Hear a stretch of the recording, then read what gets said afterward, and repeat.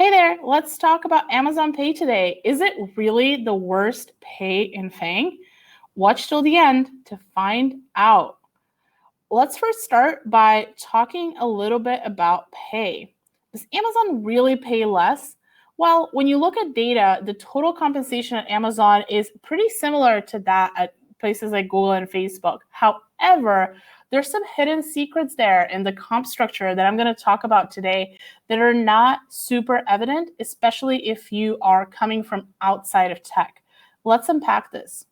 Paying less is for sure different than paying worse, and Amazon pays in a very, very different way than other companies, which just sort of looking at the statistics in most cases ends up being worse for you. And sometimes people could lose money taking that job compared to another job where they would have gotten more money for the time that they stay there. You want to look? I'll show you.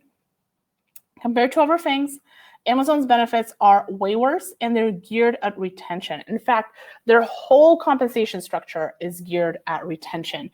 Here's how the RSUs or the stock works at Amazon. Stock vests differently for a backloaded vesting schedule.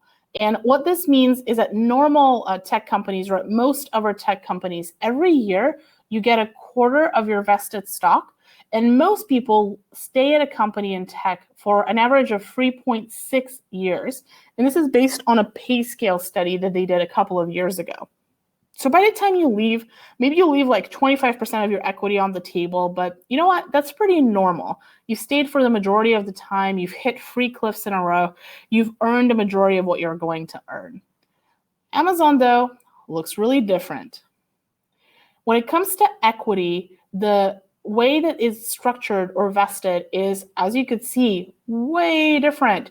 You get 5% in the first year, 15% in the second year, 40% in year 3, and 40% of year 4. So this is a typical vesting schedule we see for Amazon. And the median tenure is 2.3 years. So it's quite a bit shorter than it is at other tech companies. And this matters a lot because if most people leave after 2 years, well, you know what? It's pretty evident here. They're leaving a lot of money on the table. And they're leaving 80% of their equity on the table, to be exact. The median tenure at Amazon is only 2.3 years. That's according to LinkedIn data. Also, the way that comp is structured is really kind of incentivizes you to churn almost, because in year 1 and 2, you get a cash bonus that is really significant. It's actually like 25 to 30% of your overall cash compensation for some people.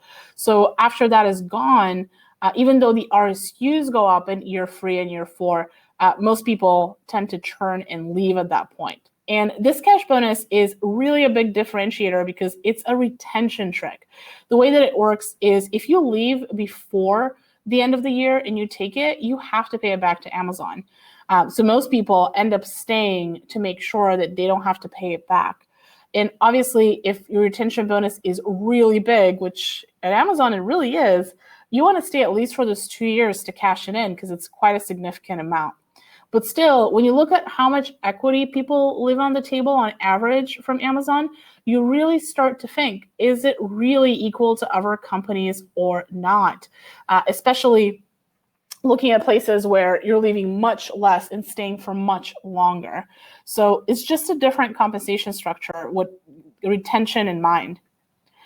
Let's talk about the bonus. This bonus is paid at the beginning of the work year. It's not necessarily performance related, and you get it when you start and then every anniversary. So it's something that you negotiate ahead of time.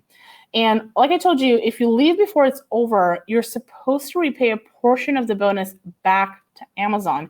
Can you believe it? And you could leave for any number of reasons. So maybe you had like a personal situation, you found a better job. If your bonus is something like $100K, can you imagine having to repay that back pre-tax? Oof, that can add up really quickly. And it happens actually more often than you think. Other things at Amazon that are not great. The 401k match honestly sucks. And I don't like to say things suck a lot, but it just really sucks. And they claw it back if you leave before year 3, which is also like really difficult because most people, as I just showed you, leave before year 3. They leave 2.3 years into their tenure. So don't expect to have a match if you are going there and leaving early. There's no education reimbursement. There's definitely like an education budget, but it doesn't look anything like Facebook. It doesn't look anything like Google. I mean, at Google, they'll give you like $1,200 to do whatever you want with. Even if you want to go learn to play the ukulele or something, they'll pay for it.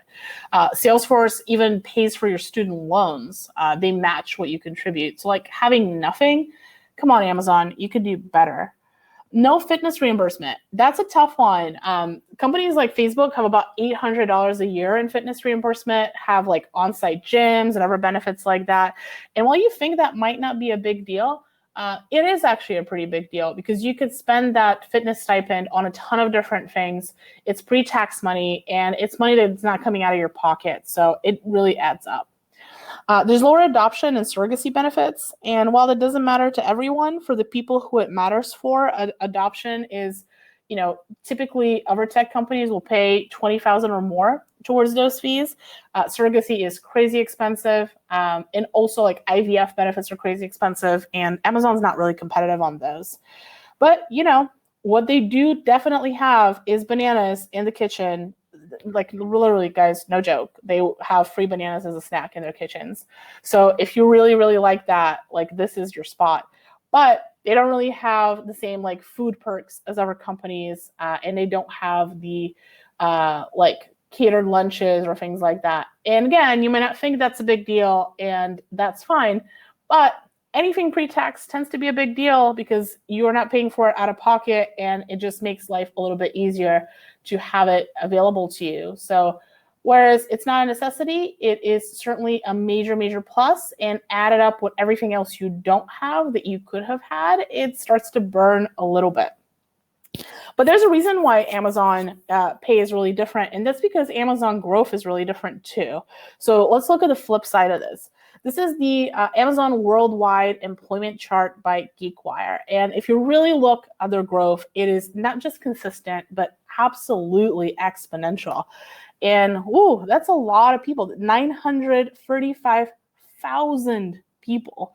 And that includes at least 95,000 additional hires since the end of Q1. That's a lot of people. That's a lot more people than other tech companies have to deal with. And it's also super different on the financial side for Amazon than it is for other tech. There's a statistic or kind of a metric called the revenue per employee. And it's essentially like for every employee you hire, how much value do they generate in the company?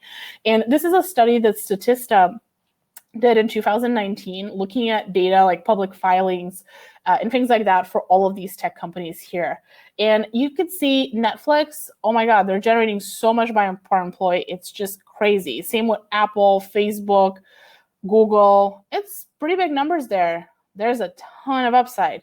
When you start looking at Amazon, they're, all the way at the bottom of the pile, dead last. And there's a lot of reasons for that. It's not because Amazon's bad. Actually, they're like hyper efficient, but they have a ton of folks that work for them that are not tech employees. Think of all the folks who work in logistics functions or who work in the warehouse or in other like non-tech roles. These folks are people who Amazon has to provide benefits and care for as well. And so their workforce is different, therefore their benefits are different. I'm not saying that it's good or bad. It's up to you to decide whether Amazon's a good choice for you. But Amazon is definitely different. They hire a ton of people, and that of course impacts how much they're able to pay you.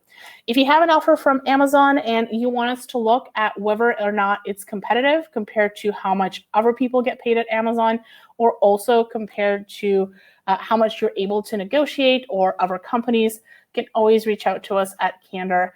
The way that Candor works is you don't pay us anything unless we increase your offer. So it's literally risk-free to try. And if we are able to negotiate more for you, we can definitely take you on as a client. And if not, hey, at least you know upfront your offer is competitive and you don't get that peace of mind every day.